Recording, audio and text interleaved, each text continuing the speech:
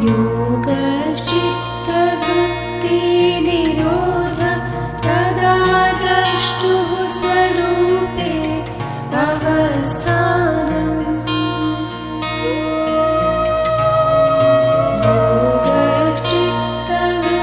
योगश्चित्तवृत्तिनिरोध तदा द्रष्टुः स्वरूपे अवस्थानम्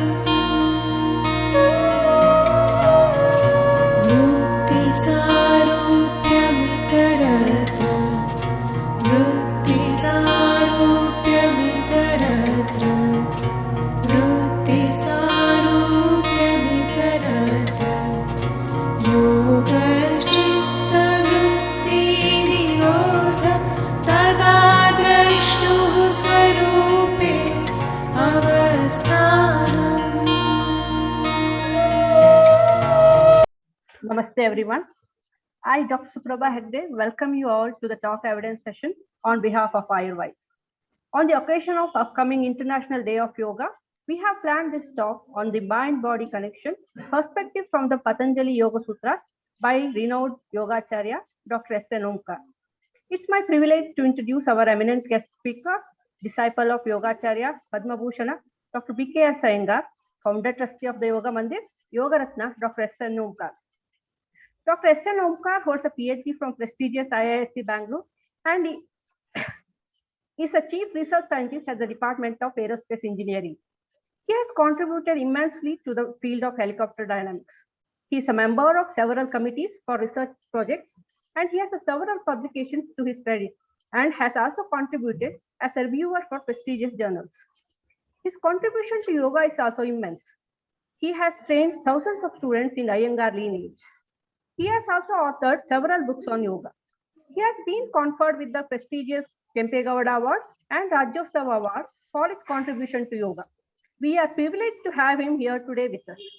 Before the commencement of the guest speaker, I invite Sri Rajiv Vasudevan, MD and CEO of our AyurVAID Hospital, for the prologue.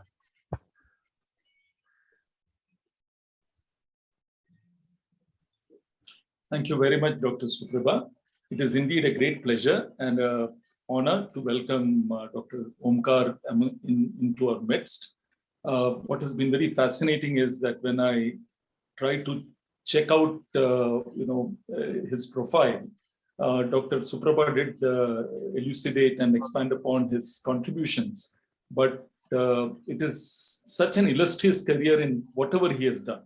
So right from being conducting Bhagavata Saptahas to training the Indian cricket team, the Karnataka cricket team, leading yoga and sports medicine, therapeutic yoga, and then in setting up the bodies, many specific areas. You talked about helicopter dynamics, but also in various other areas of aerospace engineering. So I think we have a person who has really excelled in everything that he has touched. So we say that that yoga is having kushalata, having yogam, that kushalam. I don't get the sloka suddenly; it is there at the tip of my tongue. But here is a person who exemplifies kushalata in whatever he has touched. So I think that is one part. But as we get into the prologue, so once again, Dr. Omkar, welcome warmly to our midst. Yeah. And now, in that context, why did we take this topic? Because if you see all Indian systems of thinking, this was a point that had come up in some discussion earlier also. Typically, what you'll find is that each area of Indian systems of thinking tends to tackle a topic and then keeps it separate. So if you see, Ayurveda does not talk too much about Yogasana. And similarly, yoga does not talk, probably to the best of my knowledge, about Ayurveda and the practices there. So, or you take Vedanta, does not go into, although you have Karma Yogam, Raja Yogam, and you'll have Bhakti Yogam, you can talk about yoga, but that yogam is different from the Patanjali Yoga Sutras and the Ashtanga Yoga that is coming there. So, while we say the truth is one and the paths are many, in that angle, when you look at different schools of Indian philosophical thought, we have all these different schools which have approached self-realization, actualization, and Ashtanga Yoga in that very fundamental way. And what Patanjali Yoga Sutras actually lays out for us is this stepwise method to achieve the fullest potential that man can achieve, right? Which is rising to the highest of nirvana, self-realization, and the rest of that. But in this context now, what would be very interesting to hear from a Yogacharya, Yogaratna Dr. Omkar would be this mind-body connection, which everybody knows is there, right? And as Ayurveda doctors today in 2022, and we can see there's such a huge number of people who are coming with mental health issues. And when you talk about it at a very fundamental level, you say yoga, many people assume is a physical health regimen, but the fact that it is for spiritual health and then mental and then physical health, that is the way it is actually positioned. So mental and spiritual health being the real opportunity, how does the yoga perspective of what we do with the body, how does it affect the mind? What is the yoga view of mind? How do we deal with the mind? What are the problems of the mind? I'm sure these are very interesting areas for all of us as we treat more and more people, all of them with mental disharmony, where the harmony in the mind is lost. So we have a great opportunity without taking any further time from our illustrious speaker. I would say that we look forward to a very enriching session. Thank you very much, and look forward to your session, Dr. Omkar. Warm welcome. Namaste. Oh.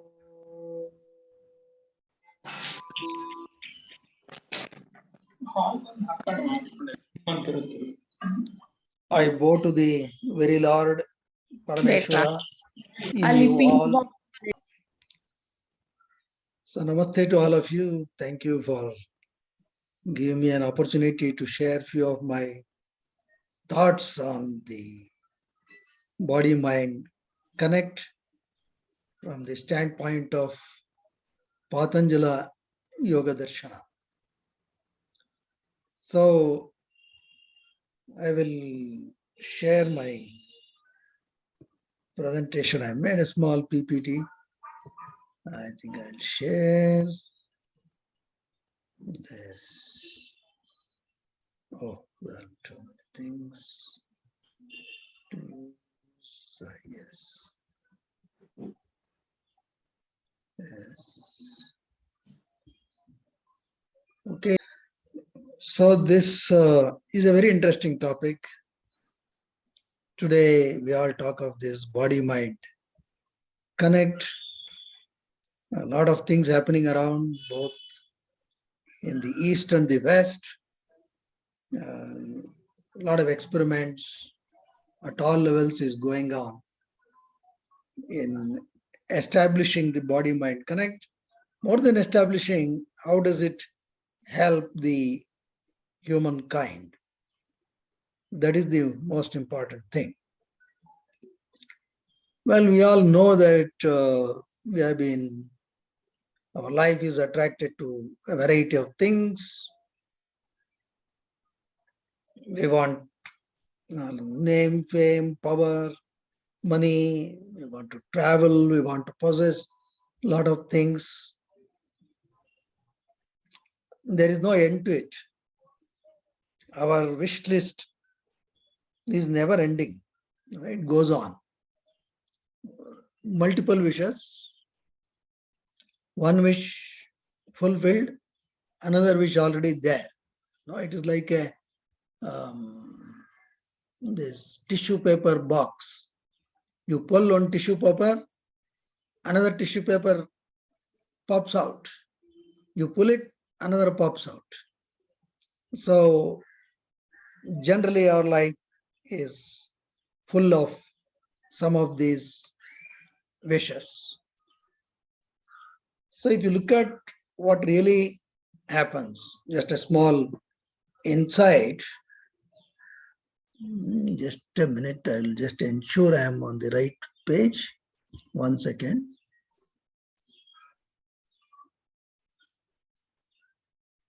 Yes. Yeah. So generally you have the world around us, which includes whatever we see, we sense, we perceive the world through the 5 organs of perception, namely the eyes, nose, tongue, ear, skin. And then the inputs go into the mind. Mind would integrate everything. And in yogic parlance, mind functionally is divided into 4 divisions: manas, chitta, buddhi, aham. So this manas takes the inputs from the organs of perception, integrates them. So there is a lot of sankalpa, vikalpa going on in the mind, propositions, dispositions. Then it will contact the chitta. Chitta is the storehouse of our experience, memory, where our samskara or impressions are stored. From that, we will recognize this object, and from the previous experience, we may decide we like it or we don't like it, we want it, we don't want it, etc. Then there is buddhi, or the discriminative faculty, which ultimately says to do or not to do, to act or not to act. If the buddhi says, all right, you act this way, then we act externally using the organs of action, the 5 organs of action: the speech, the hands, legs, the organs of procreation and excretion. So that's how, this is one simple cycle, how we interact with the world. Well, generally, this is what happens. We see the world, and the world, is ever changing. And that would really create a lot of problem. The mind, which is supposed to be calm, does not remain calm. It will become turbulent, because the world is changing and it offers you a lot of things. The do's and don'ts you cannot really decide in a proper way, because this force of sensual pleasures will be so high. That's why it is said that Markatasya Surapanam Madhye Vrishchika Damshanam Tanmadhye Bhuta Sancharam Yadva Tadva Bhavishyati. How is in general, how is the mind? Mind is already a monkey, jumping here, there. And it is said that if this monkey is made to drink some liquor, Surapanam, then it will become all the more turbulent. Then if a Vrishchika, a scorpion, bites the monkey, under that it will again jump, and in between the ghosts are also moving around.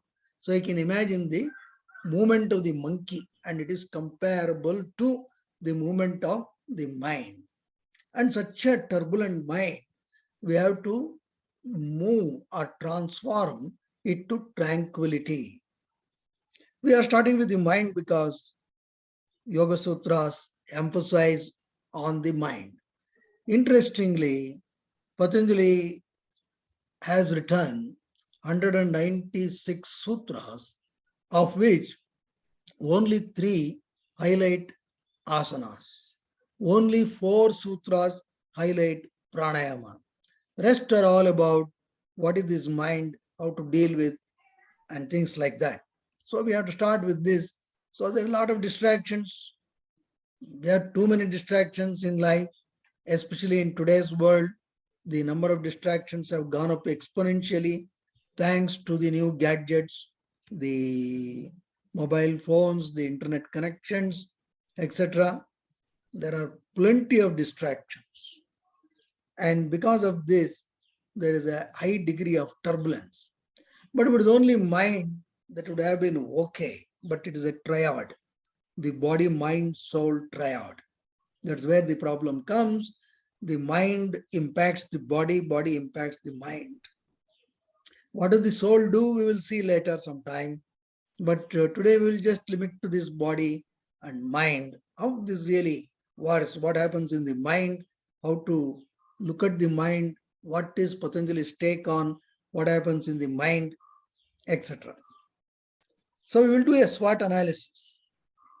This is a standard analysis people do. The strength, weakness, threat, and opportunities. Strength is that, okay, we all need wellness, physical, psychological, mental, spiritual, etc. That is desirable. That is our strength. Because if we are wellness, if you possess, then that is the greatest strength. Weaknesses, of course, kama, krodha, lobha, moha, mada, matsarya, which are also famously called as the Arishadvargas. They are all emotions which really are our weakness. Threat, you can't be just as you wish because you have a lot of bindings, family, office, work, colleagues, relationships, etc. Opportunities, Indian philosophy, Shat Darshanas are there, out of which we are going to focus only on yoga. There are, of course, other Darshana Shastras which are well honored, but here, among this, we are going to look at the Dio, Sankhya, and Yoga. In that, particularly, we are going to explore what it all means, how the wellness is connected with yoga. That's what we are going to look. In some sense, today's talk also, I am doing some SWOT kind of thing, because my strength is that I will talk, I am courageous to talk even without knowledge. That is my strength. My weakness is I neither know medicine nor the least Ayurveda, but I am still addressing you. Well, the threat is that you are all well informed about Ayurveda, and I am sure yoga also you would have studied. That is the threat I am finding. And opportunity is that I can learn through you. Well, this is about the Patanjali Yoga Sutra. There are 4 chapters: Samadhi Pada, Sadhana Pada, Vibhuti Pada, Kaivalya Pada. So these are the 4 chapters, and there are a total of 196 sutras. That is the greatness of Patanjali. Writing sutras is very difficult. It needs a very high degree of knowledge, because if somebody says, talk about yourself in half an hour, as we will all very happily do, stating that I am so and so, so and so, I have done this, etc. But on the other hand, if somebody says, describe about yourself in just 8 words, then you see the difficulty. It needs tremendous understanding to present. Patanjali has precisely done that. 196 sutras, average of about 8 words per sutra. There are sutras which have less, which have a little more words. So this is very, very important. And Patanjali is a master in this, because it is easy to remember the sutras because of minimal words, and it is pregnant with meaning, and there is no cause for any sort of dichotomy there. That's why sutra is defined as alpaksharam asandigdham saravat vishwatomukham akshobam anamadyancha sutram sutravido viduhu. And that is what he has done. He has shown us how we can use words minimally, not simply keep on talking like I am doing. He has the depth of the knowledge. In fact, deeper the knowledge, minimum becomes the words to express. This is what Patanjali has exhibited in his Yoga Sutras. So he's written 196 sutras. And if you look at now, coming to, well, we know that our threat in life is that we have to interact with the world. Family is there, so many things are there, so many different types of people we get to see. Some people who are more privileged, some are less privileged than us, some are more virtuous than us, some are non-virtuous. So Patanjali calls as people who are sukhis, which means they are more privileged than us. People who are dukkhis, which means they are less privileged. People who are punyatmas, more virtuous than us. People who are papatmas, they are not, who are non-virtuous. These are the kind of peoples with whom we interact. And this is how our emotions are affected. Our emotions get affected. Kama, Krodha, Lobha, Moha, Mada, Matsarya. Now with people who are more privileged, you see that there is this Moha, Kama, Krodha. These things can pitch in because someone who is more privileged, if I have a 2-bedroom house, he has 10-bedroom house. I have Maruti Wagon-R, he has Mercedes Benz, he is more privileged. Therefore, in some, it could trigger moha, delusion, kama, desire, krodha, anger. These things are possible. There are people who are less privileged than us. We look at such people also. And this could, if not properly understood, could trigger madha, pride, and lobha in us, greediness, because we don't want to share things with them. In life, yes, we also meet people who are more virtuous than us. Somebody can maybe able to talk better on Patanjali Yoga Sutra than I am doing, then very likely that I develop matsarya and krodha against such a person. And then people can be non-virtuous. They can unnecessarily comment on us, and generally we become angry against such people. So this is the etiology of the emotions.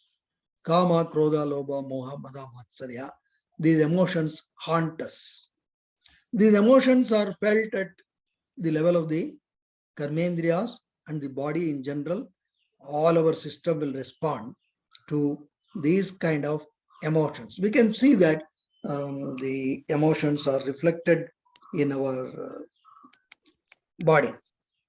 And therefore, it is well known today, we have a lot of studies on these things, how a lot of these emotions do affect our various organs. It is not just limited to what you are seeing on the screen. This is just something picked up from the Google. But more interestingly, each and every cell, that's what is said, it responds to emotions. Each cell, Andanda and Brahmanda have no difference. Each and every cell has all the emotions, that is understood, which means if you are depressed, even for few seconds, in that few seconds, lot of cells are getting reborn, and all the cells which are reborn when you are under depression, they are also depressed. So this is the latest research that is going on, how even in this generation of this every cell and tissue, how these emotions play a role. So it is well known that the body and the emotions are directly connected. They have a direct link. I'm sure in Ayurveda also, when somebody comes for treatment, it is not just you just look at symptoms, you will also perhaps talk to them about their stressors in life and how they are managing. And I'm sure there is a part of the whole thing. So in general, this is what happens. See, you have the information coming into the mind, and mind will get the thoughts, and the thoughts get connect with the experiences or memories. Then the thoughts will dictate the actions, based on what the discriminative faculty buddhi says, and that also feeds into the emotions, feelings, whatever is your earlier experience or memory, the emotions will come. So emotions are more at the physical, physiological level, and behavior is expressed externally, how we interact with the world. The thoughts are in the mind or the manas, the experiences are in the chitta. The experiences are in the chitta, what is called as the samskaras or vasanas. They are stored in the chitta. So here you can see that the body, mind, they are all connected. They are linked. It is one whole unit. Patanjali does not distinguish body and mind separately. In fact, even when he talks about asanas, he does not delineate between the physical and psychological aspects. He puts them together. He always sees the body mind as one complex. Then what really happens once we look at the emotions? Emotions are more at the level of the physical and physiological systems. They do affect, there are a lot of hormonal changes. One can see the hormonal secretions change with all the emotions. But where from these emotions come? We don't feel these emotions directly because they happen and then we actually realize. But more fundamental to these emotions is the thoughts that uh, we can see in our mind stuff. What are the type of thoughts? Patanjali begins actually yoga with this. He says, although we say that how many thoughts you have, if somebody asks a question, it's very difficult to answer. You cannot give any specific number because there are thousands and thousands of thoughts that are going on in our minds, and especially in the current day, we have become ATMs. ATMs means always thinking mind, always thinking. Only sleep should save us when we don't really think. Otherwise, it's always thoughts and thoughts. In fact, the very definition of mind is it is a bundle of thoughts. What are these thoughts that we have to examine? Because thoughts are at most the level of the mind, and then comes emotions which get expressed. So Patanjali says that yes, although there are umpteen number of thoughts, he says they are only of five varieties. Five varieties, and some of them can be uh, afflicted, and some thought can be non-afflicted. We will look at that. Patanjali says, Vrittayaha, Panchataya, Klishta, Aklishtaha. These vrittis are of five varieties. They can be klishta, they can be negative, or aklishta, neutral. When we say negative, we don't actually distinguish between positive and negative. Both are same. It can be neutral. If it is not neutral, any up and down is klishta. That's what we should remember. Because in yoga or in Vedanta, there is no big distinction between pleasure and pain. They are actually same, the two faces of the same coin. Anyway, there are five varieties of vrittis or thoughts. We can also analyze, and that Patanjali gives as pramana, viparyaya, vikalpa, nidra, smritayaha. So there are five varieties of thoughts. They can be afflicted or non-afflicted. What do you mean by afflicted? Afflicted means they are going to bother you. Non-afflicted, they just come and go. They don't bother. For example, I've seen some of you for the first time. Glad to get introduced. That's it. So there is no question of disturbance. On the other hand, suppose some relatives or some friends whom I know, whom maybe I have fought with them, etc. If they come, when I see them, then with them comes that I don't like him, I like him, etc. And that is disturbance. So some things which we just see and just go ahead with it, they are neutral thoughts. So that is what Patanjali means by klista, aklista.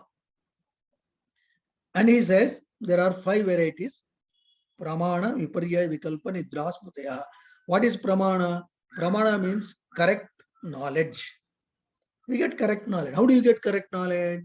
He further describes pramana as pratyaksha, anumana, agama, pramanani.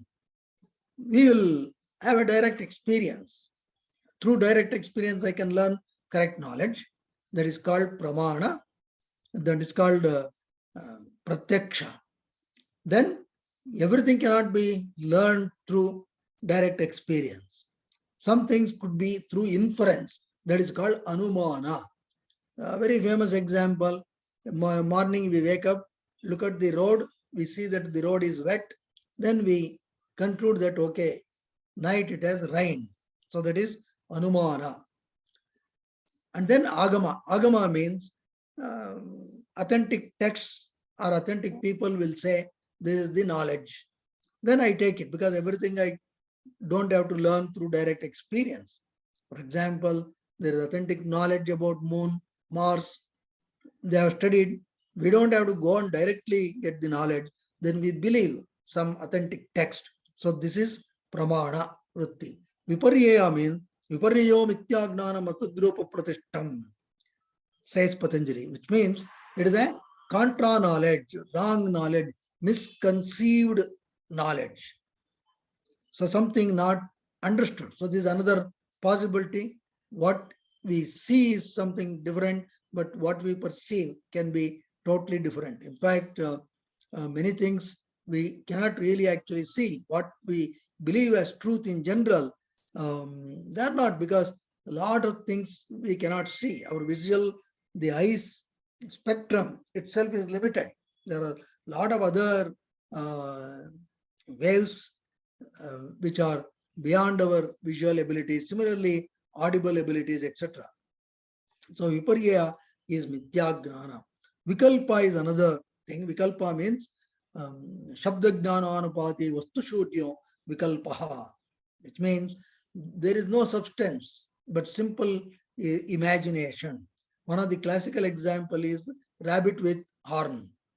It's not there, but you can imagine. It is not truth. So that is imagination.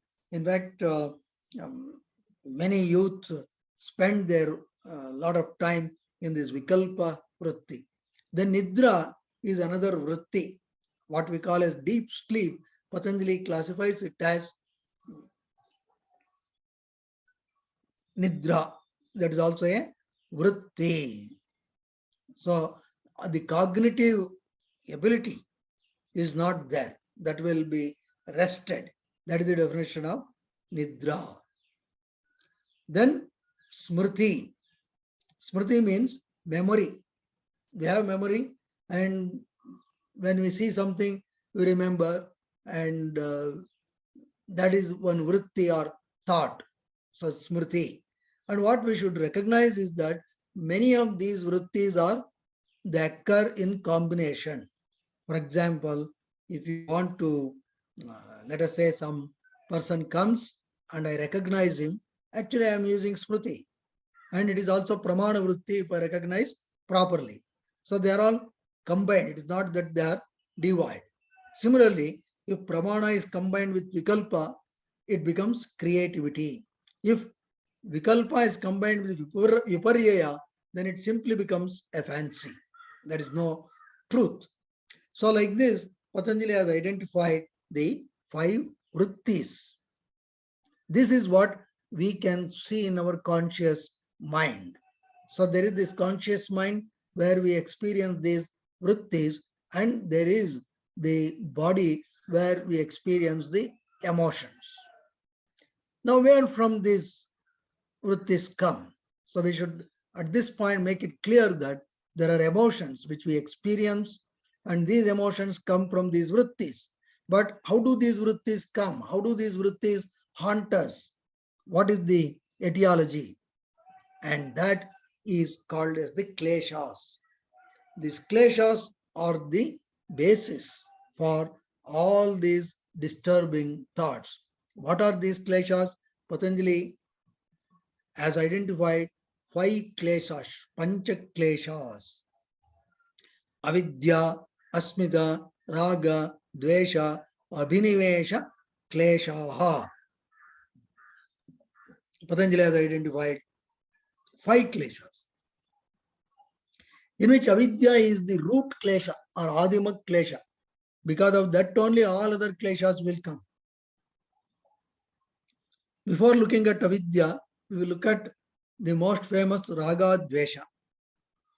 Raga means excessive attraction. Sukhanushayi ragaha, Patanjali says. Sukha, something gives us pleasure and we are attracted towards that. We get attached to it. That's the thing. The problem is that once you get attached, for example, sensual pleasures, all these things have problem.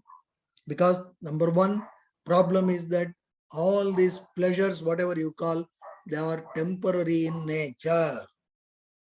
They are temporary.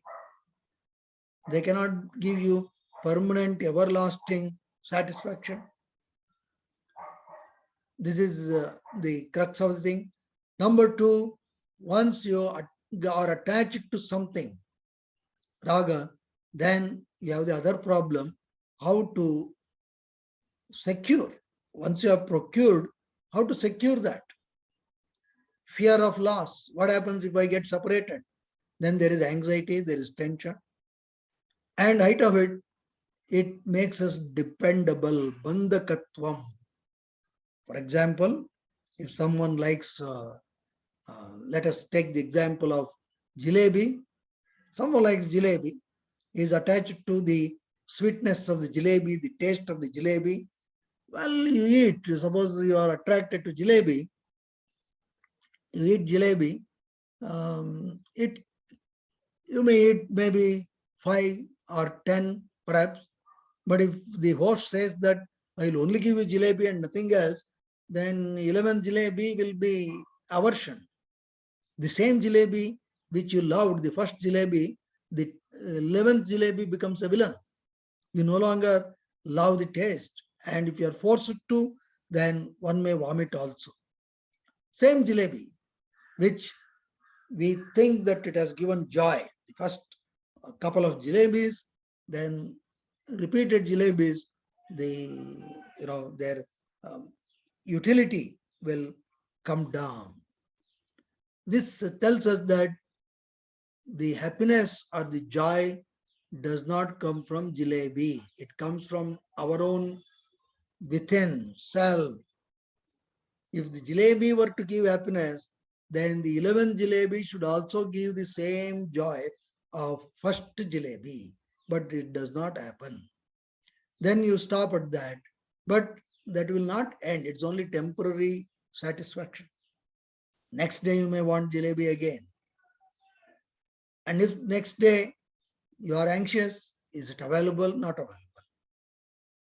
And suppose if it is not available, life becomes miserable. Bandhakatvam.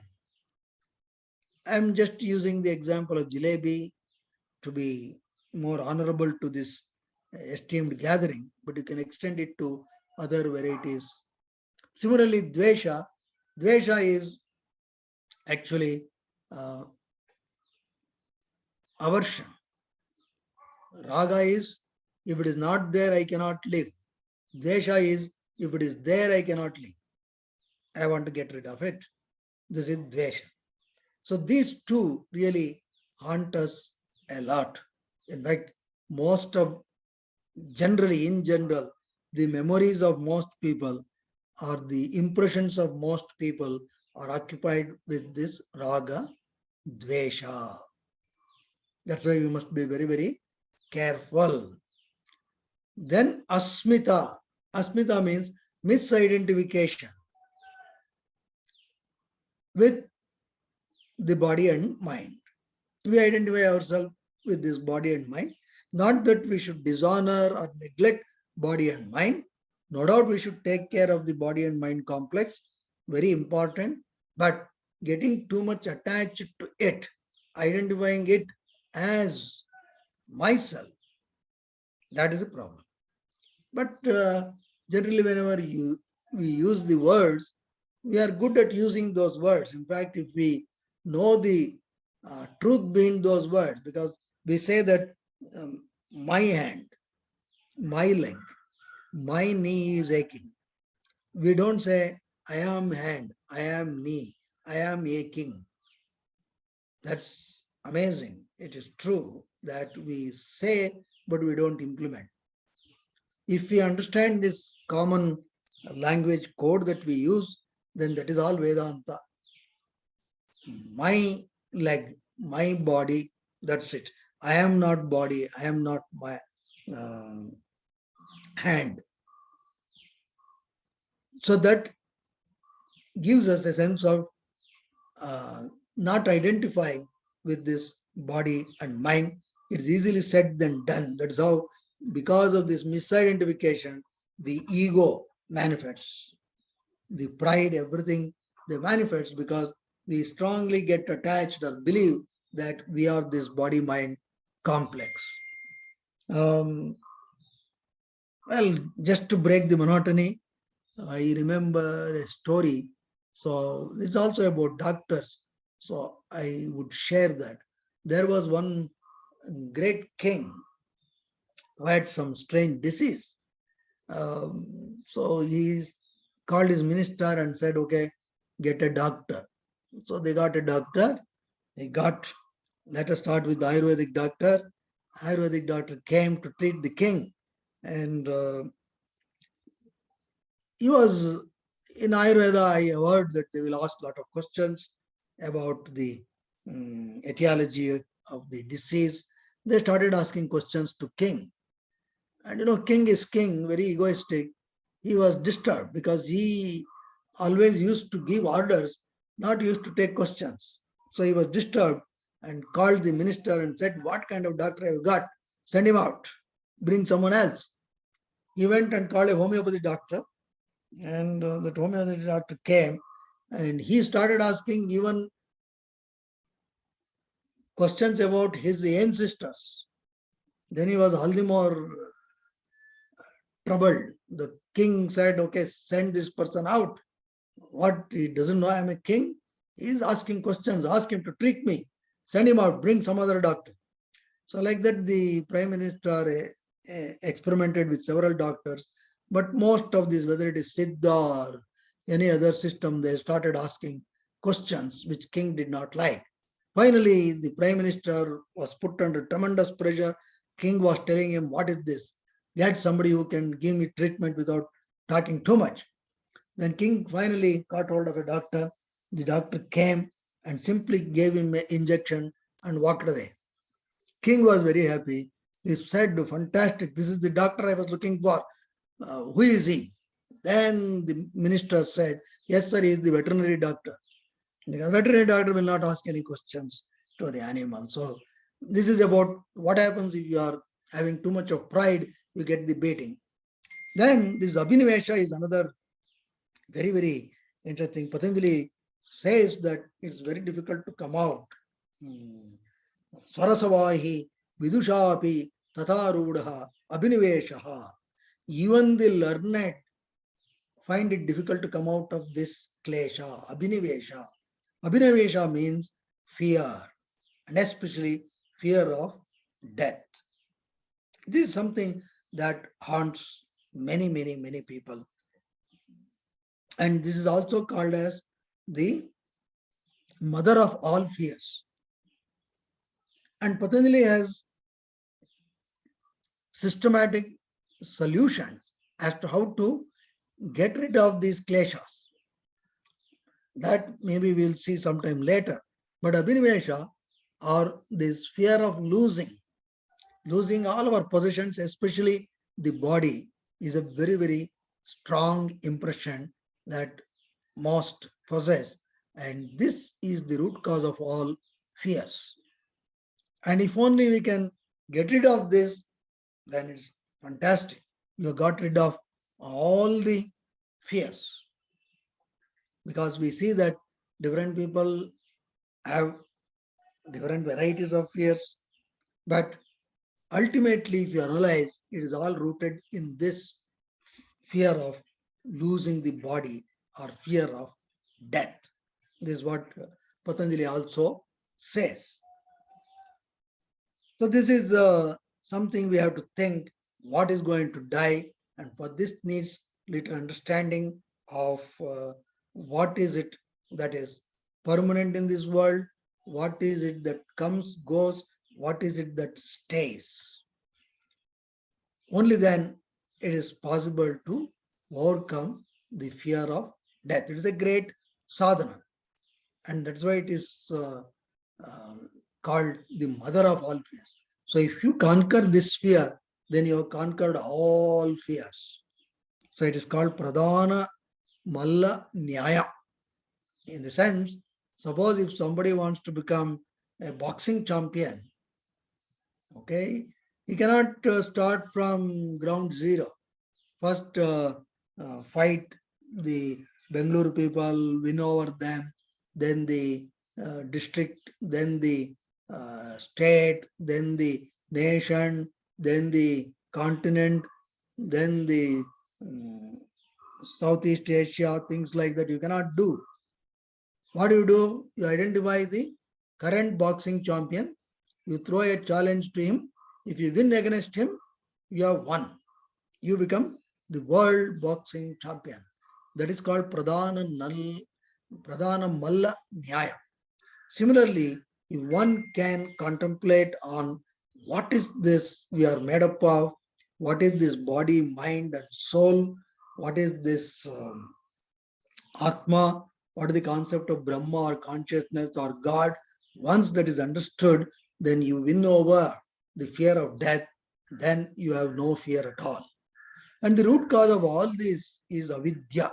Avidya is we don't know how to distinguish between pain, pleasure, nitya, anitya, sukha, dukkha. So this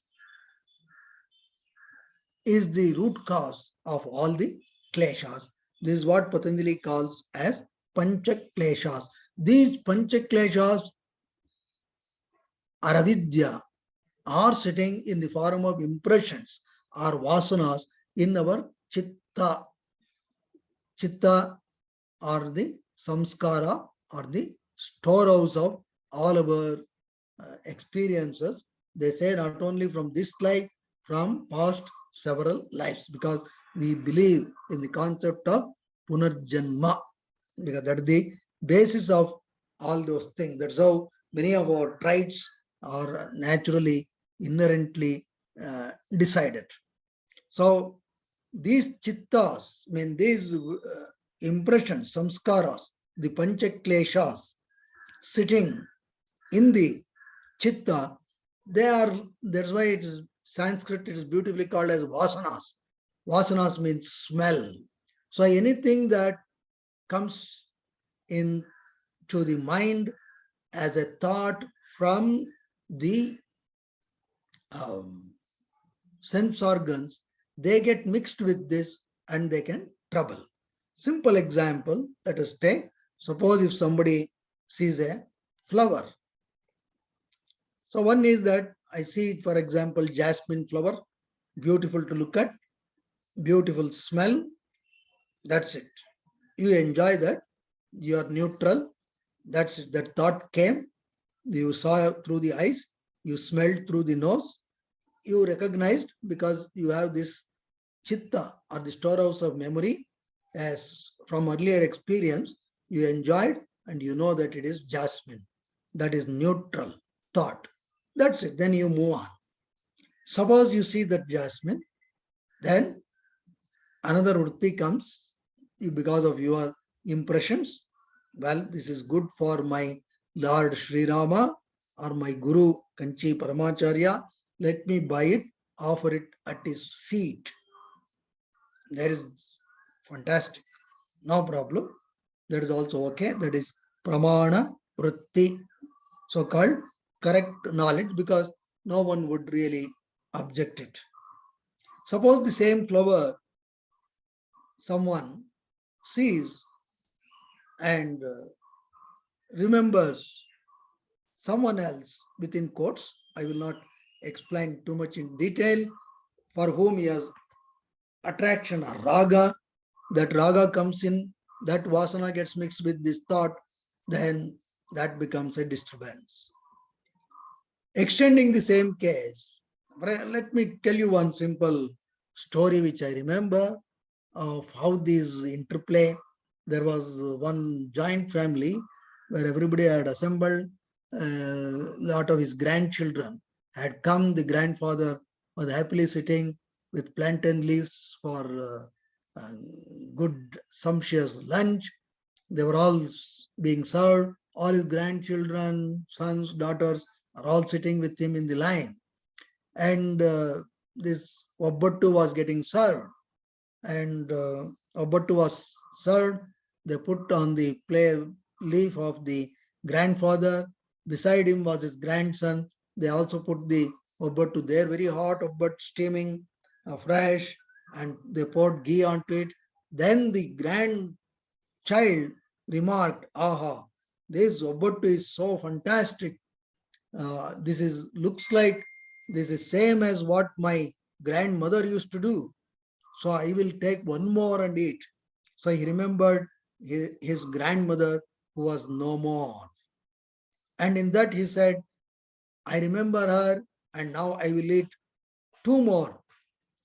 And suddenly this triggered an opposite emotion in the grandfather. Tears started rolling in him and he could not even eat.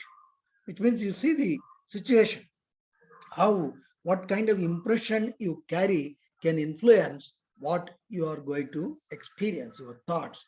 Therefore, these are the root cause of all our problems is kleshas. Patanjali categorically says that these are the kleshas: avidya, asmita, raga, dvesha, abhinivesha. These kleshas which are in the storehouse, chitta, which are strong impressions in the mind stuff, they are the one which influence how we perceive this life. Why this life is so disturbed for many people, or why you are always thinking, is because of the strength of these kleshas. The klesha nivritti is very, very important. That is the definition given by Saint Patanjali. He says, yoga chitta vritti nirodha. Cessation of oscillations in the mind is yoga. How do the oscillations be stopped? That is possible by getting rid of these kleshas. So just to summarize, you have the drishya or the scene or the world, then you see through the pancha jnanendriyas, eyes, etc. The brain will integrate all the signals, then manas will take the input, it will contact with the chitta or the memory, it will recognize, it will make a lot of proposals, disposals, sankalpa, vikalpas, but ultimately buddhi will take the decision whether to do or not to do, act or not to act. If it is act, it will tell the manas to act, then action will take place through leg, etc., the karmendriyas. Then action will take place. So this is the most important thing. All the chitta vrittis are here, all the emotions are here, chitta vrittis are here, and the kleshas are hidden here.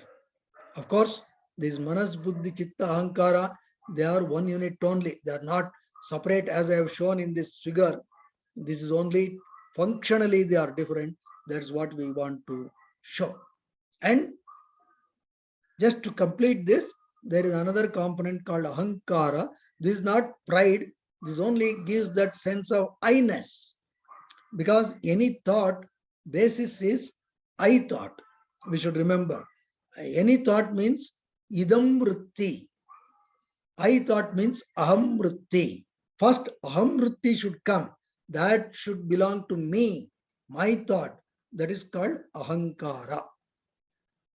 Well, this asmita we will look at someday, some other occasion, because this is a part of reflected consciousness, which is actually a reflection of the drik or the main consciousness. But so this is how it really works. And this is what I want to the vasanas from the chitta, they come, and that is what the thoughts get contaminated with, that are colored with these kleshas. That's how thoughts can be disturbing or not disturbing. But thoughts, uh, because of the kleshas and the afflictions, they invariably are disturbing or negative. So Patanjali recommends several techniques. One is the Ashtanga Yoga, consisting of Yama, Niyama, Asana, Pranayama, Pratyahara, Dharana, Dhyana, Samadhi. These are the eightfold paths. In Yama, Niyama, he begins with this. He gives what are the social restraints. In Niyama, he gives what are the personal disciplines that we need to follow. For example, he gives in the Yama 5 Yamas: Ahimsa, Satya, Asteya, Brahmacharya, Aparigraha, Yamaha. Niyama he gives Shaucha, Santosha, Tapaswadhyaya, Ishvara Pranidhanani, Niyamaha. He says first you have to cultivate these two. Very important. Even in all podiums, I make it a point to say that whether you practice asana or pranayama doesn't matter, but practice of this yama and niyama, these principles are really fundamental to a yoga sadhana. Without this, any kind of asana you do, that only boils down to be body contortionism and nothing more than that. So this is very important that yama niyama is very much integrated. In fact, it should be an integral part of our yogic practice on a day-to-day basis. We should always check ourselves whether we are following the principles of yama and niyama. Later comes these asanas. The Patanjali actually has given only 3 sentences for asana. He defines what is an asana. Sthira Sukham Asanam. Then he defines what is the process. He says Prayatna Shaitilya Ananta Samapattibhyam. Then he defines the effect. Tato Dvandvaha Anabhigataha. But all these things are based on the fundamental aspects of yama, niyama. Then comes to pranayama, pratyahara, dharana, dhyana, samadhi, etc. And in fact, Patanjali in one place says as tapaswadhyaya ishvara pranidhanani niyamaha, which means that is according to Patanjali, Kriya Yoga is tapaswadhyaya ishvara pranidhana. Tapas means taming the sense organs, austerity. Swadhyaya means reading scriptures, knowing about great people. Ishvara Pranidhana means surrendering to the supreme force. He says these 3 if you implement, that is more than enough to yoga chitta vritti nirodha. You can become a yogi just through these 3 things alone. Forget about asana or pranayama. But asana and pranayama are important for a variety of other aspects, because this is the royal path which helps us to have a holistic health. Well, I think it's also time, 4 o'clock. So if there are any questions, I shall be glad. Otherwise, I would conclude at this stage. Thank you, sir, for this enriching and enlightening session. Any questions? The session is open for questions now. Good evening, Dr. Omkar. It was a nice presentation. I have a question. So, in our busy life, say practice life or this life, what would be your suggestion or activities to spare 10-15 minutes to avoid this, to control this chitta, that is whatever the blocks or whatever remnants of memories. Say what activities would you propose for physicians like us, who in and out we be dealing with the patients and things like that, where we forget ourselves to take care. Like sometimes we forget ourselves to take care. So what would be your suggestions or recommendations for us to tackle this? Actually, there is a very nice suggestion Krishna has given in Bhagavad Gita. He says, if you cannot do any sadhana, whatever you do, surrender to me. What is the meaning of this? The meaning in practice is that the whole problem with the human mind is that we are not aware of what we are doing. That's how we don't enjoy life. Simple example is drinking coffee or tea or milk, whatever you take.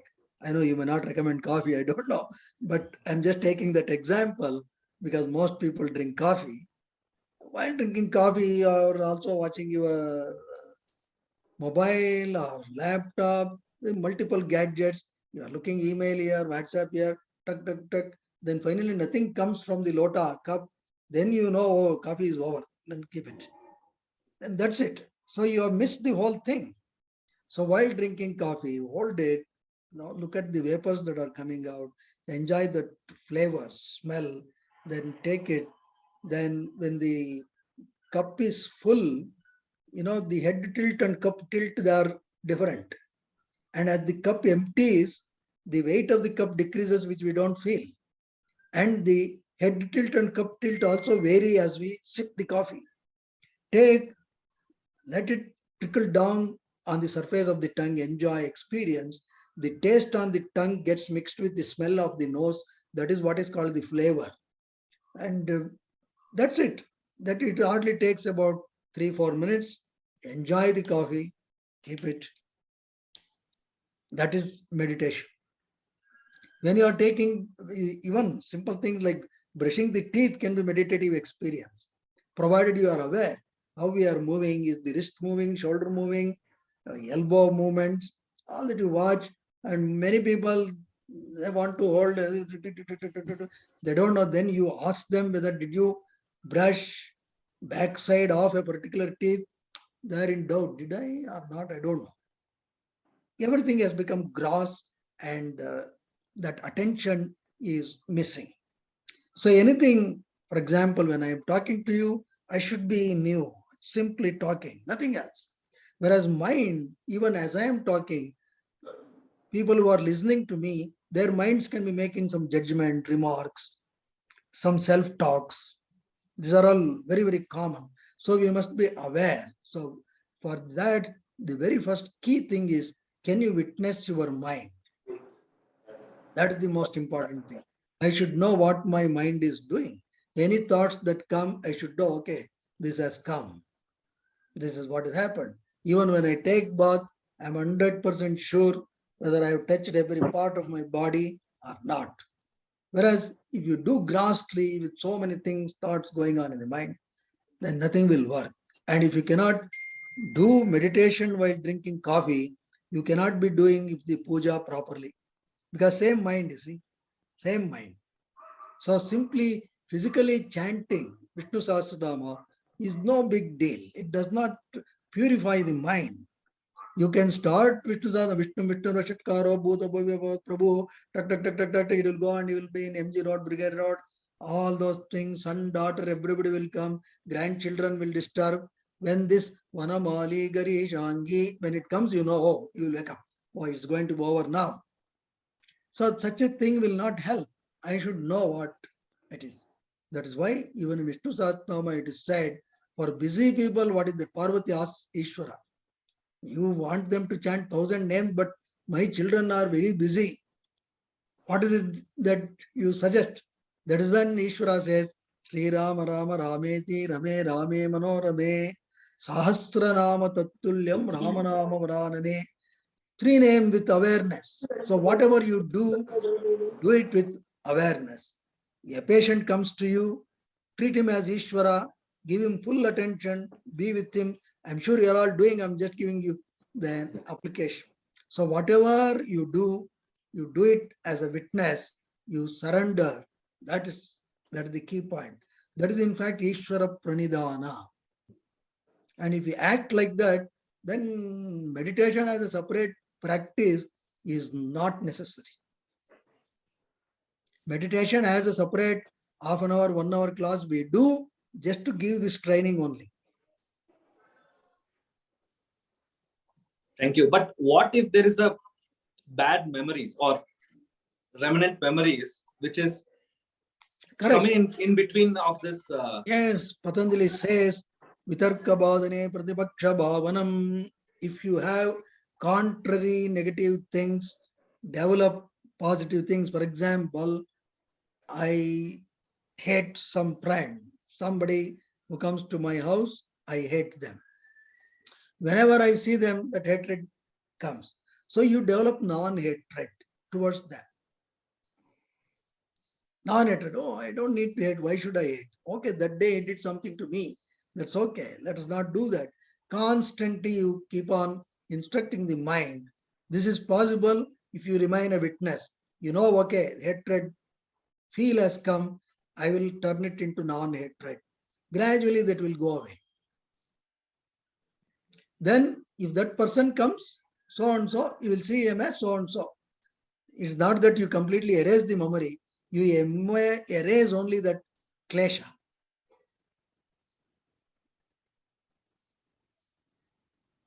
Yes, sir. Thank you. Thank you.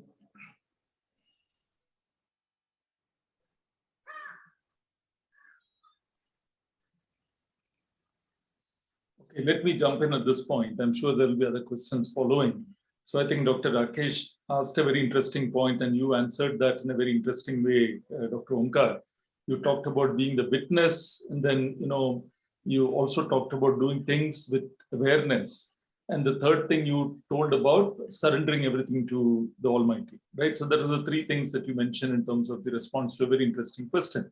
So, if you look at how many things which are Indian have been taken over by the West and then they give it a new name and then bring it back. So when you hear this word mindfulness, which is now in the US, they have taken our whole thing and made it into mindfulness, as you know. So why I brought in this point, because you touched 2 points, Dr.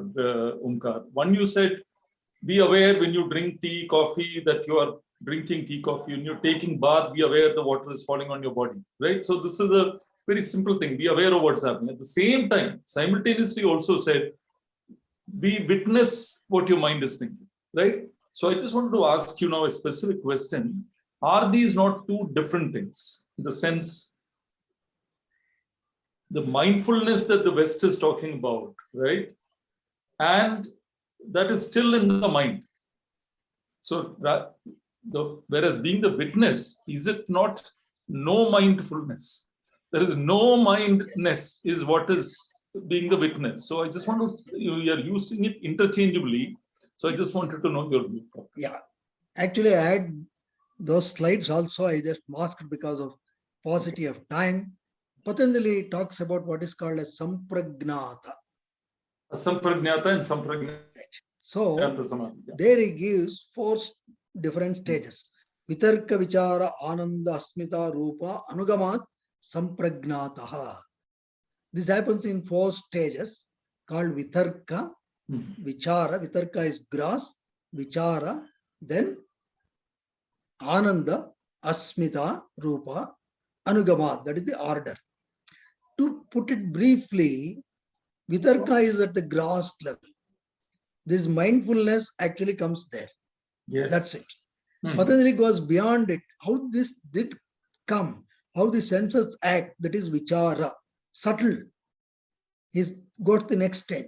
Then he says, why all these things is all leads to this ananda, which is already inherent in you. That is ananda. Then he goes to the next stage. This ananda is also one manifestation, but what is behind this is real self or the consciousness, that he takes it to asmita. So Patanjali has given more comprehensive way of looking at what these people are talking about mindfulness. Unfortunately, yeah, because it has been packaged well with them, especially the Buddhist meditation techniques. I mean, we are not against it, but what we are saying is Patanjali has given a more comprehensive and more deeper understanding of all these things. Maybe sometime later we can discuss that. Surely, yeah, because I think it is very important, because most common people, when we are listening to the fact that, take that example of drinking coffee. So before I go to another question, I just want to ask you, when you drink coffee, how do you drink coffee? Well, I drink morning half cup, and evening after your talk, this program is over, I will have half cup. No, and how do you drink is what I would like to understand. I will just drink. I am with it. Okay. I enjoy. Incidentally, one bit, yes, please. Perhaps, on an average, I will have about 18 to 20 sips. Very nice. So you can count also the sips. I also know the temperature of your coffee. Yes. What is the warmth? What are the fingers doing? Yes. Which finger is in contact? Depends upon the size of the cup, the way you hold. It all matters. Just enjoy that. So that also, you see, incidentally, it gives you more that kind of satiety. Yes. You enjoy. You Otherwise, what happens? That craving, that's how it comes. 1 cup is not sufficient, 2 cups, 3 cups. Why? Because even that 1 cup you are not enjoying. Absolutely. In fact, we do also walking that way. Walk without interpreting, without judging. Yes. You look at the trees or people moving around vehicle, no judgments. Judgments will come initially, then you consciously as a witness, you just watch it and mind will cooperate. Just one very interesting thing that you told, and I think apart from the various takeaways, one very important thing, but you talked, and I'll come to that big lesson, but the other point you mentioned about how to be in meditation when you're drinking coffee, doing everything. And I was reminded that most people have the view that doing meditation is doing it with eyes closed. Whereas they used to say about Ramana Maharshi that he's in meditation, but he's always eyes open. So it's a very rare thing. He was himself in Brahma. So it's a very rare thing, not at all easy. When you cross the mind, there's nothing. All this meditation, all this circus is only as long as you have mind. When you cross the mind, when you transcend the mind, all techniques also vanish. No technique is necessary. True.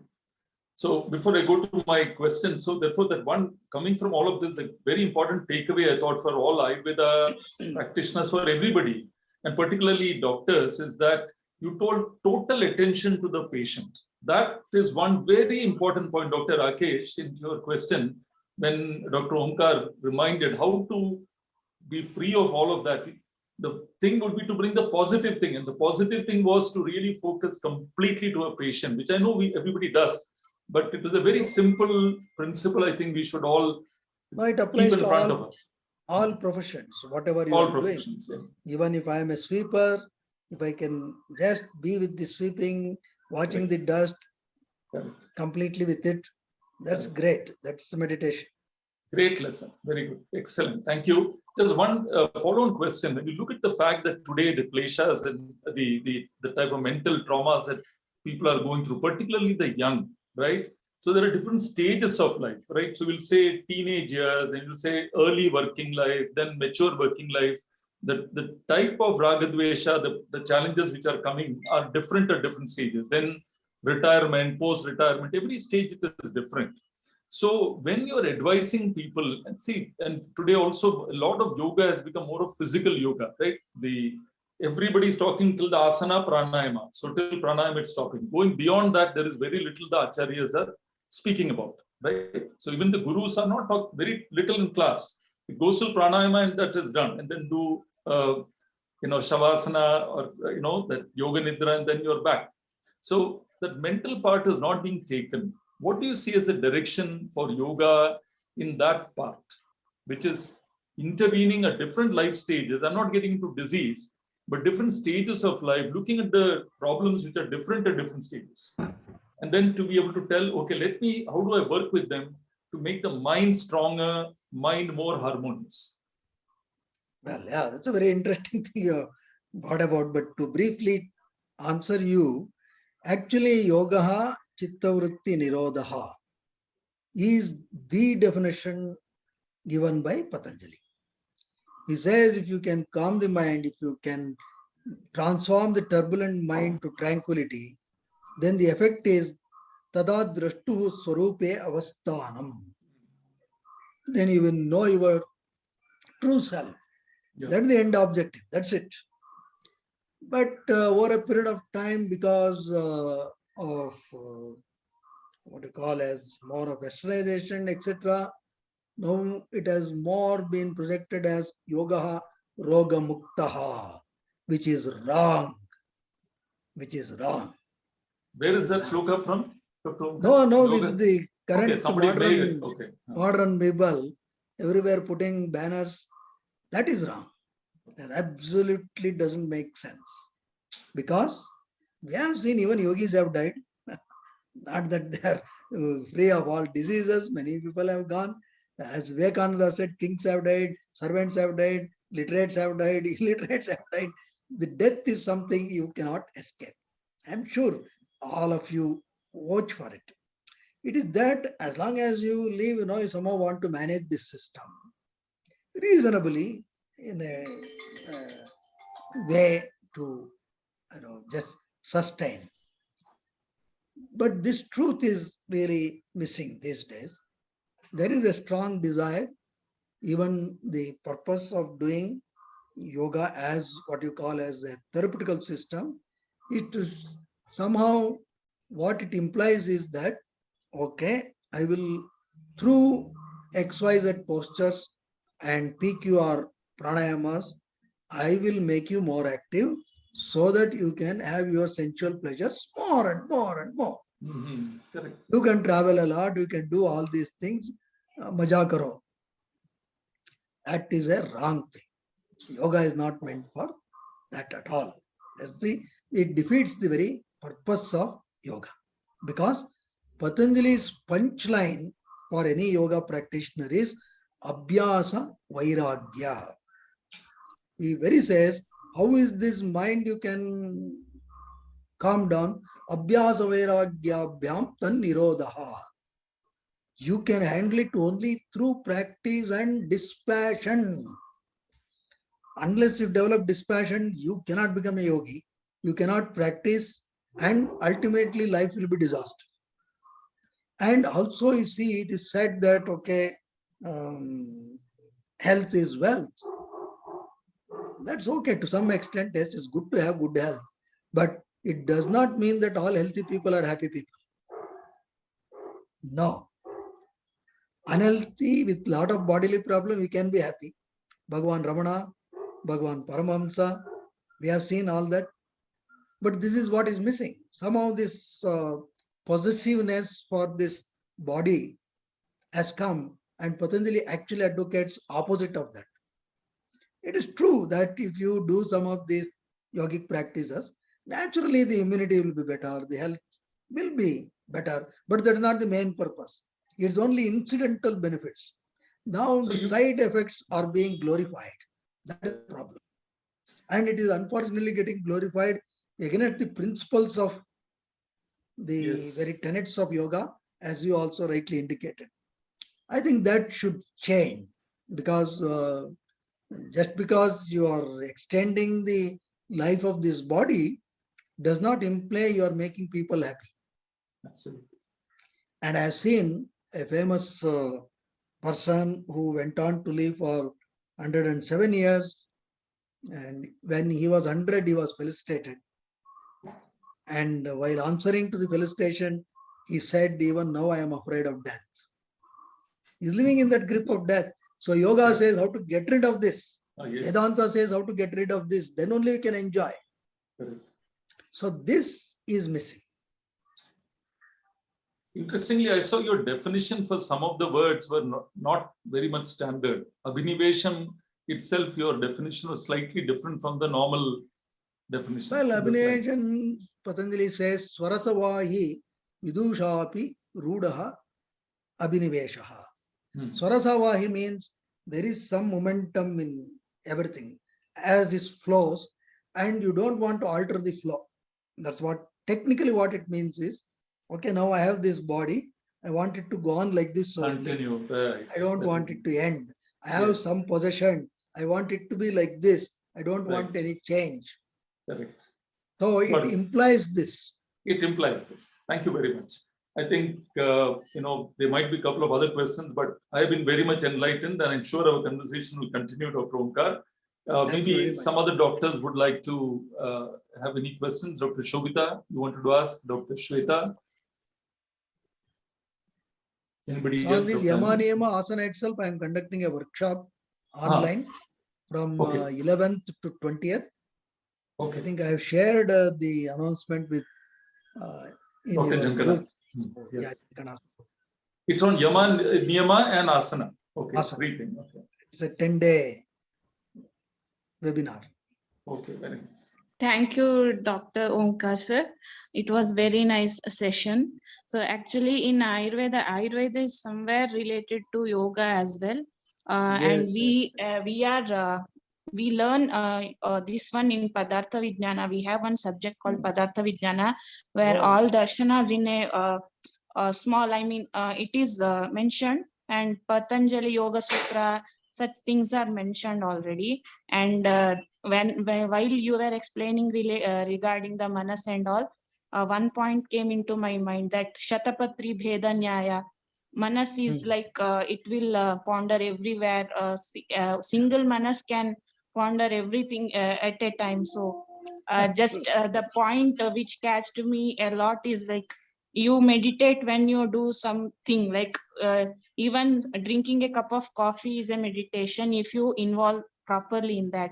Even this bhojana in Ayurveda, there is a rule for how to take Yes, food. So absolutely. Tanmana Bhunjita is one of the main point which is missing nowadays. Correct. Everyone will have something or the other in hand. They will eat unknowingly. So how much food is going, they won't know. Including my child, I'm telling they will be involved in so many things. They won't know how much food is going inside. So Tanmana, that is very much important to know how much food you are taking. And finally, the outcome is health itself. So thank you for enlightening us. Thank you.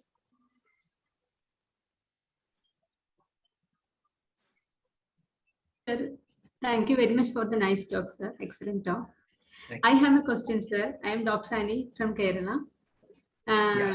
Sir, Can you switch on your video, Dr. Ani? yes, sir.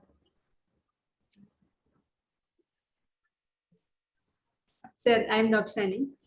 Namaste, sir. Sir, nowadays multitasking became very common. Sometimes we don't have the privilege to stick on to one thing at a time. And as ladies, we are always multitasking.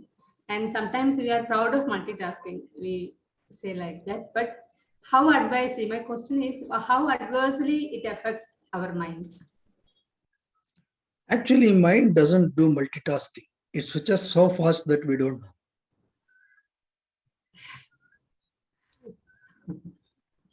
It is switching fast because as I am chanting Vishnu Sahasranama, I can also be thinking of something else. It is inside switching so fast. That's the whole thing.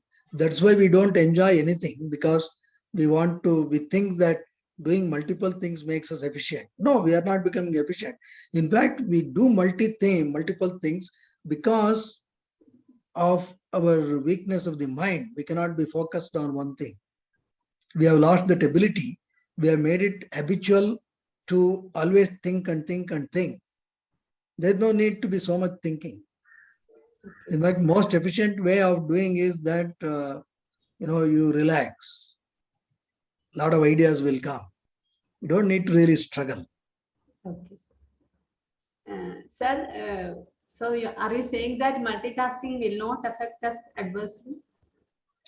No, there is no need to do too many things. You don't need to really during lunch actually watch your mobile also and eat. There's no use. You are neither enjoying that nor this. And in fact, the joys in life are in very simple things, not visiting Switzerland or anything. If you drink happily one cup of coffee with full attention, that gives you tremendous joy. Similarly, eating gives you joy if you do only that, because joy is coming from within. And you are disturbing that course by unnecessarily taking a lot of other things. And this is also because of distractions. See, now I'm hankering for some name, fame, some money, etc. That is when, every time I want only this mobile phone, looking at what everybody is doing, what he says, what I have to do, etc., etc. Otherwise, what is there? I have nothing. Peacefully, I will eat. Then I will keep some time to see these things. I'm not saying it is useless, but I will sit for some time, look at that. That's it. Then you will be more efficient. The relaxed mind, you can be better. Thank you. Time management will be optimal when the mind is relaxed. When you are chasing the mind, you cannot manage the time. Thank you so much.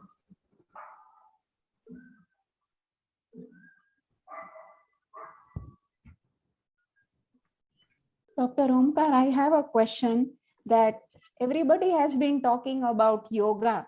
Is it important at this point of time that the kala that everybody is into, pandemic, post-pandemic, plus even the kind of advancement in technology, everything that we spoke about, rather than talking about yoga, to move from yoga to yogatva? Should there be a movement rather than just limiting it to yoga? Should equal minds who believe in this theory or understanding or a concept should get together and start talking about bringing that Indian perspective of yogatva, which is about being connected to the state of yoga every time? Very true. In fact, yoga is a way of life.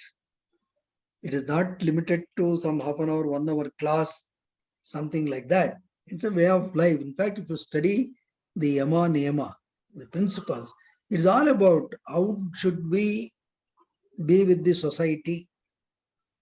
That is yama. How should we personally conduct ourselves is niyama. That's all. That's enough. That's more than enough.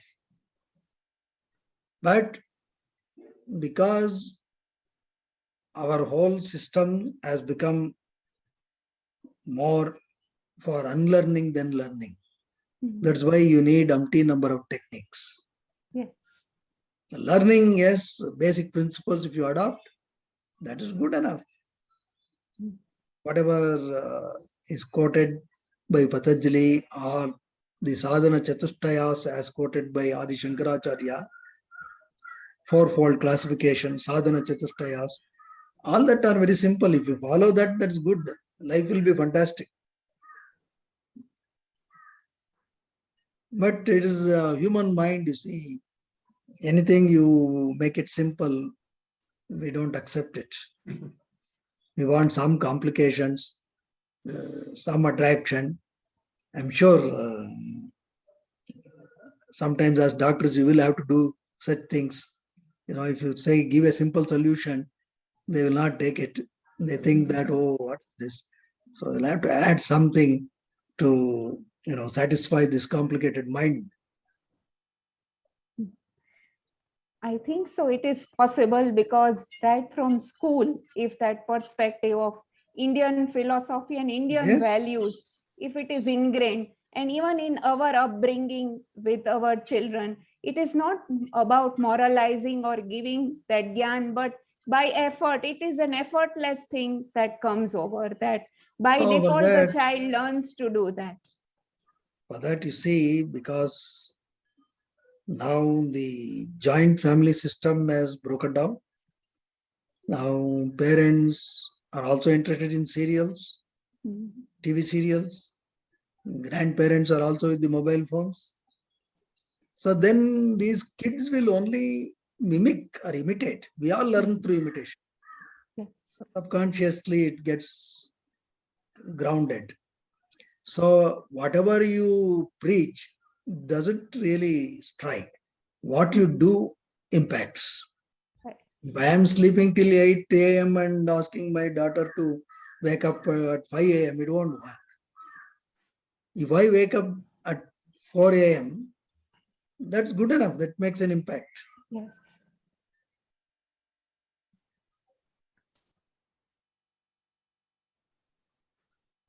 So I think we reached Yes, sir. really long period in our this thing. They kept you away from your cup of coffee, Dr. Omkar.